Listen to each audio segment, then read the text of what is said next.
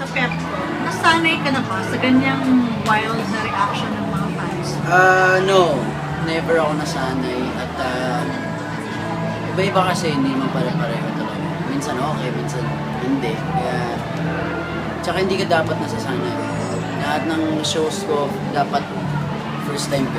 Lahat sa feeling ko first time.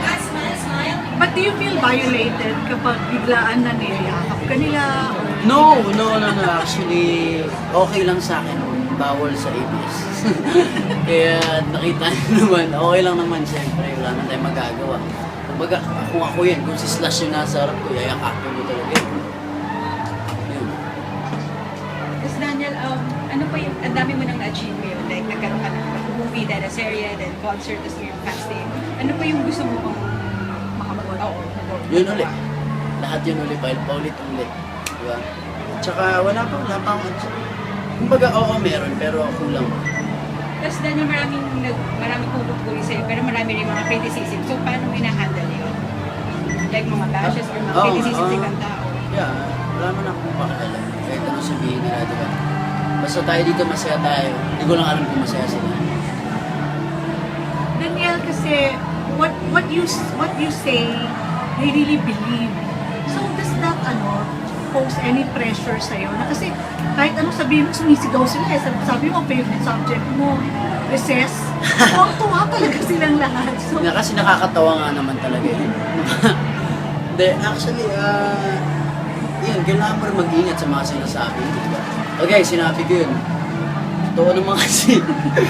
Hindi man talaga ako magaling sa eskwelahan. Pero kailangan, ako masasuggest ko sa kanila na galingan nila sa school, diba? Ang eskwelahan, hindi naman kasi lahat ng mangyayari parang mawawala-wala lang pagdating ng araw, diba? Hindi natin masasabi, kaya ang eskwelahan importante talaga yun. You make an effort to be a role model. Effort, no. No, kasi alam ko naman siguro naman sa edad ko, alam ko ng tama at mali.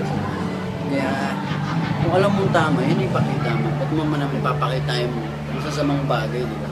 Pero kasi maraming kids marami kang fans sa mga kids, sa mga bata. So, parang naano ka ba nun? Nape-pressure ka ba na, ano mo yun? Oo, ako kasi natutuwa ako.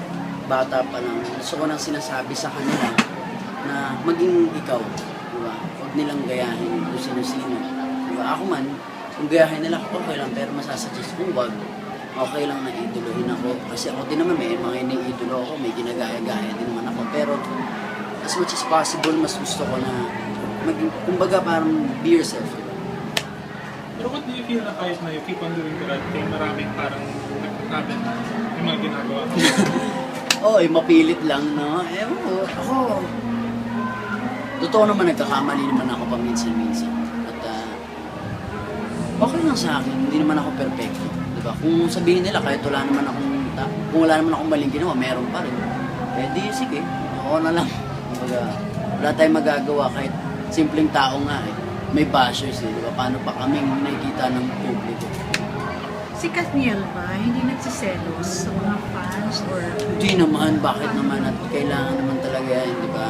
At sila ang bumubuhay sa amin, nagpapasaya. Hindi lang naman kami yung nagpapasaya, sila din napapasaya kami dahil sila nagbibigay ng lakas ng loob, lahat ng confidence para magawa namin ito lahat. Kasi kung wala namang sumusuporta sa'yo, paano ka makakalabas sa isang stage, di ba?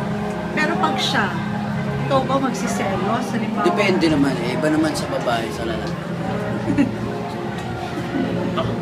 Sige, Ako, Dej, after namin dalhin sa set, si Tita Ami. Oo nga, naman Tita, pa siya kanina. sa labas. Oo nga eh. Ano yung na-realize mo after na may mga umiidol sa'yo matanda, 39? Oo.